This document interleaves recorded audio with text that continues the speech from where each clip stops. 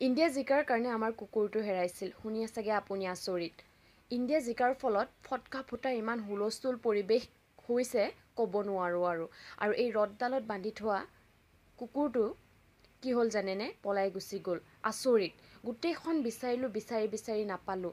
মনটো বহুত বেয়া লাগিছিল হেৰাই গ'ল বুলি। ক'ৰবাত আকৌ পাক খাই আছে নেকি বুলি চিন্তাত পৰিছিলোঁ। আৰু অৱশেষত মানুহ এজনে বিচাৰি আনি দিলে।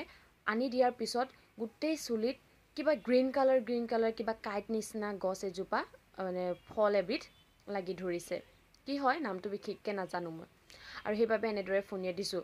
আৰু বহুত ওলাইছে মানে 1 ঘণ্টামানৰ পৰা এনেকৈ হেৰি কৰি আছোঁ, ফণিয়াই আছোঁ, তথাপিও শেষ কৰিব পৰা নাই, মানে ইমানেই লাগি আছে। ভিডিঅ'টো স্পীড কৰি দিয়াৰ কাৰণে আপোনালোকে হয়তো মন কৰিব পৰা নাই।